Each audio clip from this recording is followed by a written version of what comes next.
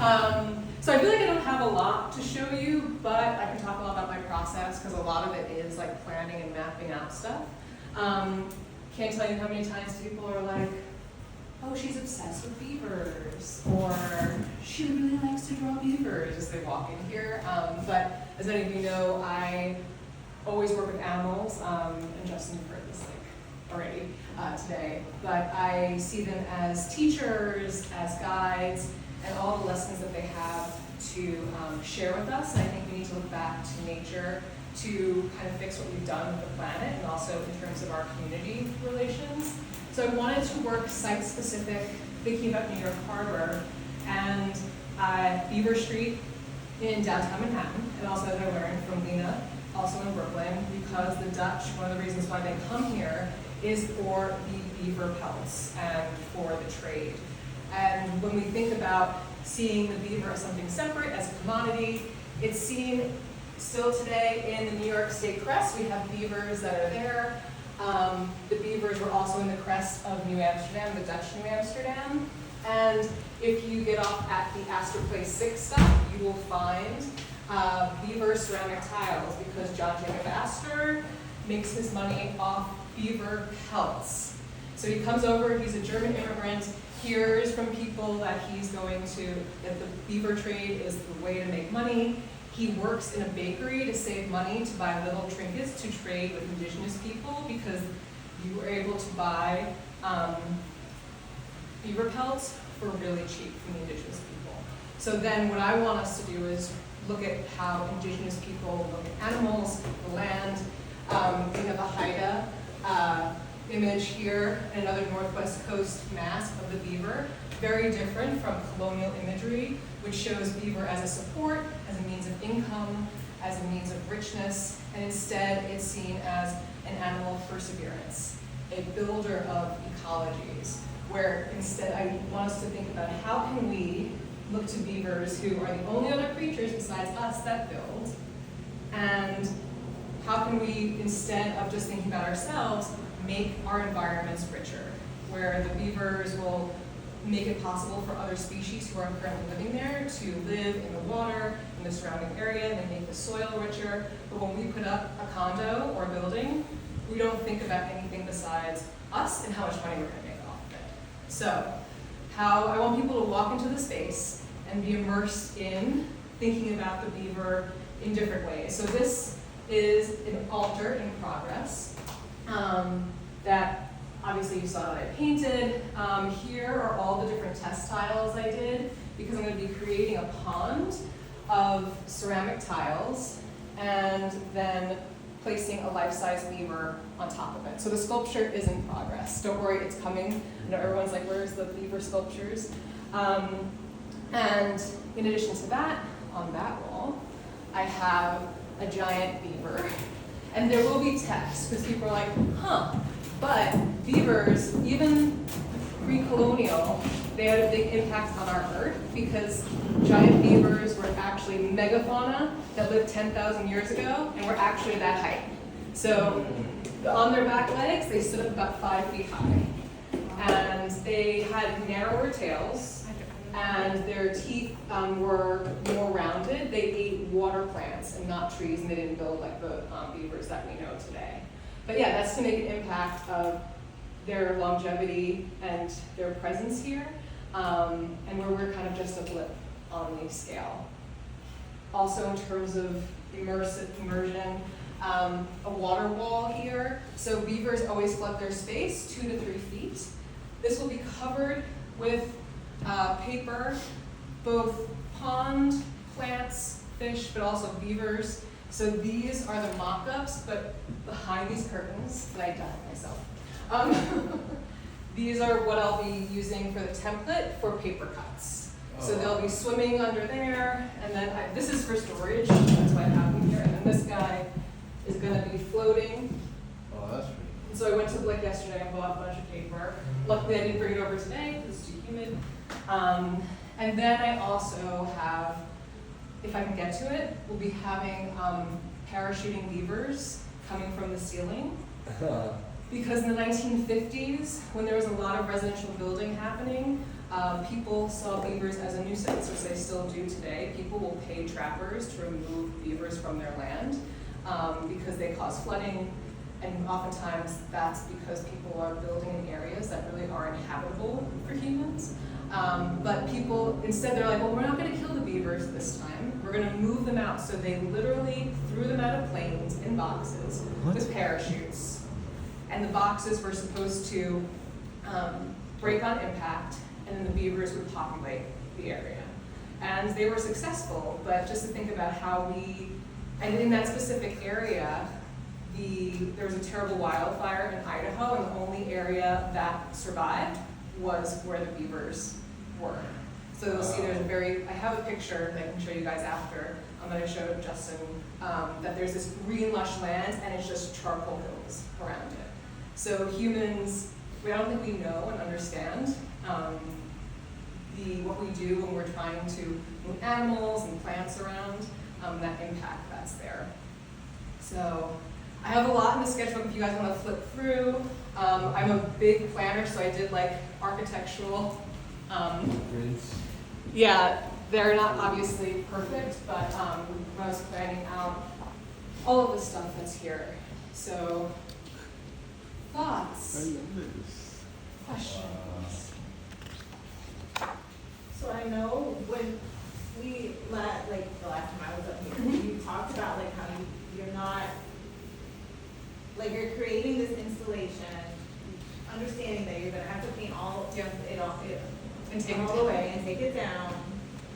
How are you preserving the idea of the installation? Like to be able to show it in the future. I mean, of course, like photos and things like that, but like, how are you going to show people in the future what this was? I will photograph, and I'm open to ideas for that.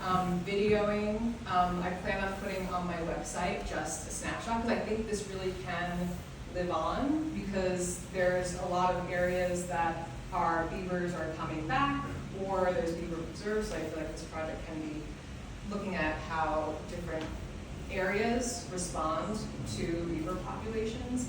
But in terms of preservation, yeah, it's about ephemerality too. I think that's something that we have to think about, like as time changes, things come and go. But yeah, if anyone has ideas in terms of It's really like a fire. I like it. It's a fire furnace turned into like sort of an actual environment. It's such a clever thing that you just use that as a sun. Oh yeah, that's where, 'cause I was thinking of laying this out, and I thought of afterward that the trees could have extended up until here, but another reason why I chose this red is because in a number of indigenous North American cultures, you have, red is the color of the north, and this is facing north, so we have north, west, east. So. Oh wow, is it really? This is the facing north right there? Oh, I didn't know there were color correspondences. Mm-hmm. So when you see a number, sometimes the wheel you lose, you see red, yellow, black, and white. Oh, I also have a big pile of sticks that are hiding under this table. I've been that person hoarding sticks like a little beaver around the island. Part of that is to put a dam around the altar because this will be a pond space. But also I'll be suspending a mini dam above the doorway so people have to step into the space. Not crawl under, but I'm doing it about like 6 foot 2 people can get in without having to. Ah. There's a lot to do. It'll all start coming together. There's a lot to do, but it's gonna be really fun.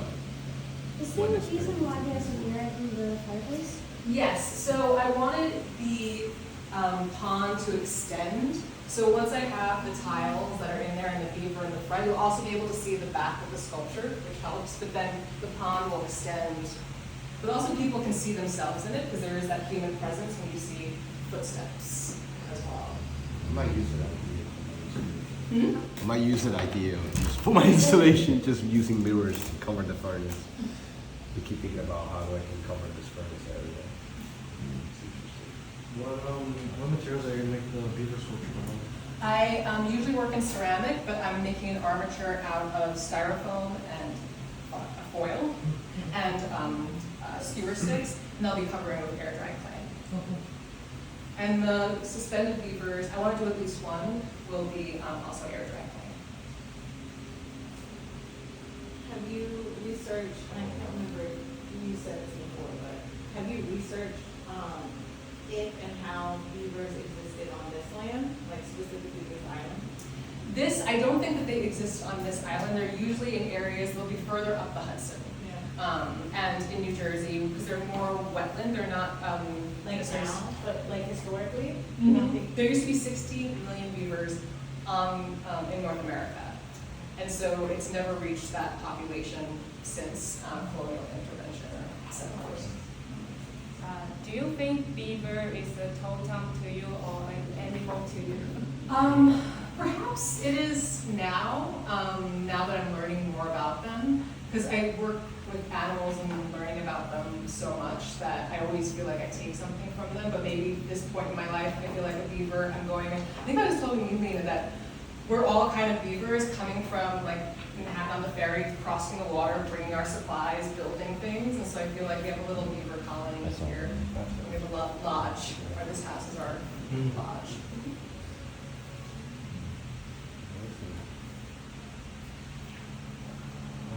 I think for the preservation question from earlier, it'd be really cool if you could get like somewhere, or not somewhere, someone to like 3D scan the room. Oh, I was Like, thinking about that in my mind. Because Yeah. that's a good idea. yeah, because I feel like it's hard to preserve spaces that aren't that isn't in a digital format. Yeah. So I think by like 3D scanning the room, potentially like wall to ceiling, all the walls, and then like having like little click things on the walls you could click on and it opens up kind of thing. That could be like a really like, because it would like live on forever. Yeah, kind of or you thing. could set it up somewhere else, but not with all the work. Right, right. Cool, thank you. Do you know anyone who does 3D scanning? Okay, well, thank you, that's an amazing idea. There's an app that you can download and you Yeah. can use a phone to like scan it fairly. I tried Okay. it before.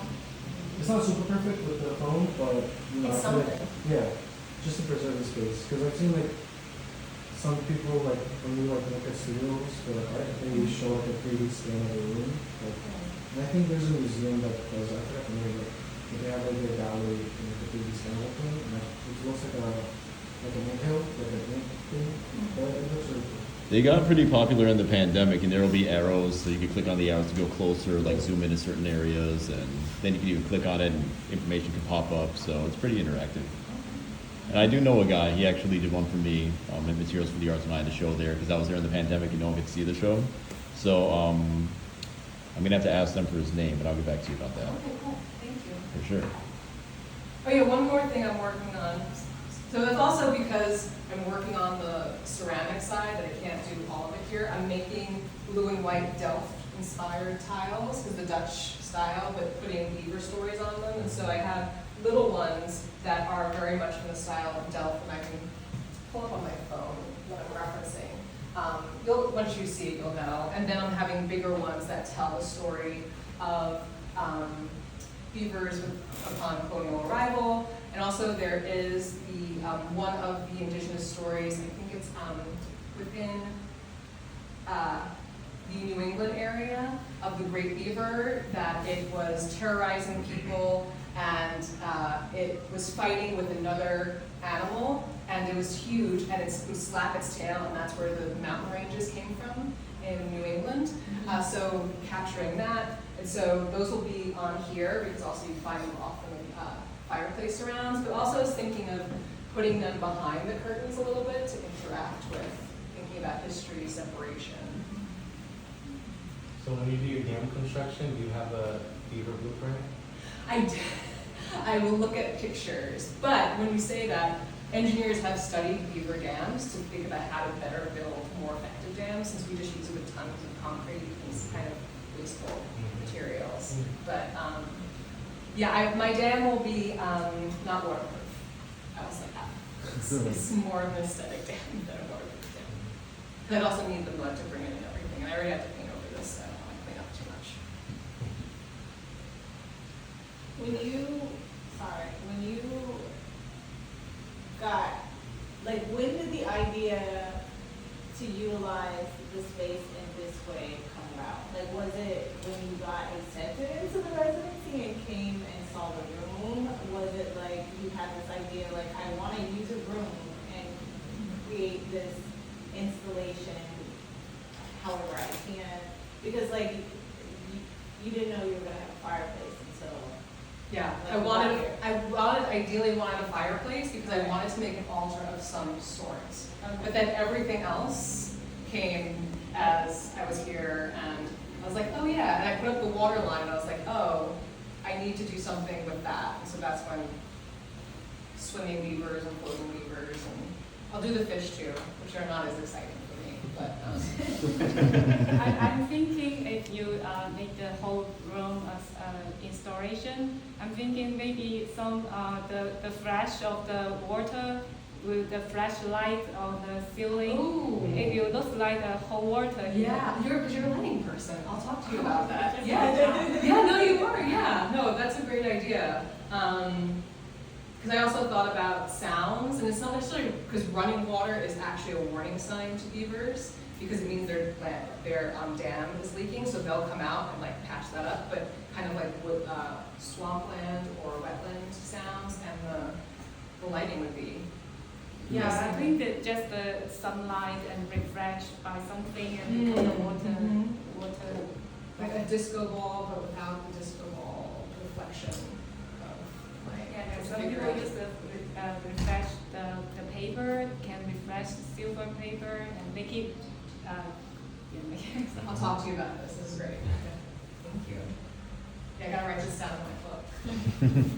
3D printing and the. So this ornaments, or like at the center of that wall, as well as the black and white version of that ornament. That looks like very. Kind of reminds me of a lot of like Aztec-ish drawing. Is there any like sort of relevance to it, or is it? What was that? What is that again? It is. It's a beaver, and it is by where is it? It's by Bill Reed. And so it says, in Haida mythology, Beaver is one of Raven's adoptive uncles from whom he stole the house itself and all its surroundings. The beaver is a symbol of prodigious renewable wealth. So this is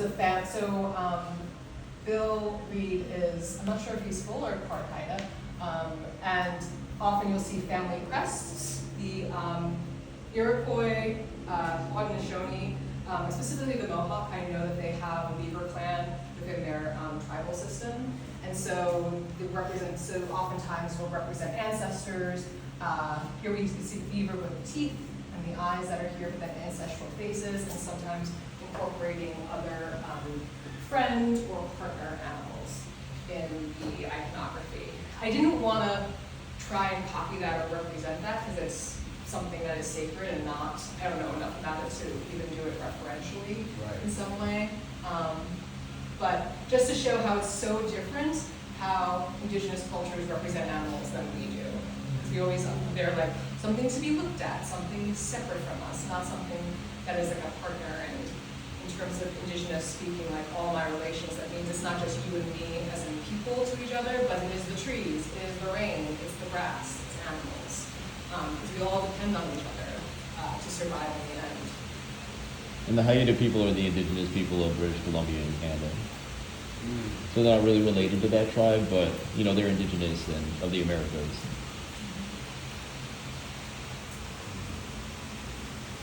Yeah, I really love this sort of like water cascade. I see it almost like a waterfall. And it could be, you have a fan here too. I feel like, it could activate them as well. They look great with the fan going, because I had them yesterday.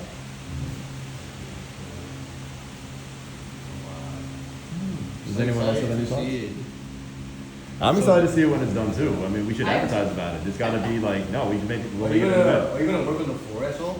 I'm leaving the floor as a space for people to sit. I want people to feel welcome and also move around. I break down this table. I'm going to bring a small one for there'll be stickers. Are you gonna try to put colors on the floor as well? I don't know. I'd rather people look from here up, I think, and maybe with maybe your suggestion of the reflection of water. What is the way that people that came here, like, how is the way that you can attach this as informative or something fun or interactive? Is something that you want to more to be like informative, or is it something that you want more to people just like chill and like see your process? In terms of my experience with the people so far, I think they're just like, she really likes beavers, and then walk out. And which I'm okay with that, but I do want people to think differently. So I will have signage with the giant beaver to talk about prehistoric beavers.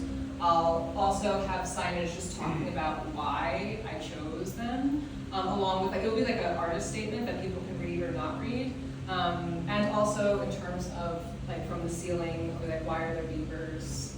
Parachuting from the ceiling. So little informational text that I'll integrate, and then maybe even have a little offering space if you want to write something to offer to the beavers spiritually or just. Beaver are short taster. I like how you're bringing like the timelines of the beavers together too, as well. So there's like the ancestral beaver that's going to be in the same space as these 1950 parachuters, and then the modern and the cousins. I like that. One family. Also, I guess that you are an architecture almost, because I think you draw. Yeah. When I was installing my stuff there, like I was just hearing like the measurement tape, and I said like, it's an architecture or what is this doing? Like, because I saw now your sketch, and I said, oh my God, she made the whole space, like sketched the whole space, like she's an architecture. I had to play. I thought that I was going to be able to make all these tiles, and like I'm just going to go in there and like free do it, and then I was like, no. So I love a ruler. I love a measuring tape, but I also just like try to be free with stuff. Like these are a little bit more free. Like I love doing blind contours of animals and people, because it really helps you see other elements maybe that you wouldn't necessarily emphasize if you're doing it directly. I guess I have to wait to see the sculpture, but I'm curious. Like, I mean, beavers already kind of look cartoony in their own sense, but are you going to pull from all these different? I'm going to make a realistic beaver. Yeah, because I know because these are very cartoony. That's based off. Based off a real reference, but I have made it a little cuter on this. But some of them, the baby beavers look like little furry potatoes. They kind of look like that. But yeah, no, it'll be a realistic beaver. Did you find a use for the hat? Not yet. I don't know. I thought I could like pop out of the closet and scare people. Such a power move, you know. But I also thought about wearing it like on the ferry as like I'm carrying, because I still have tons of stuff to carry, but I need a filming partner. Megan, thanks so much for sharing. Thank you.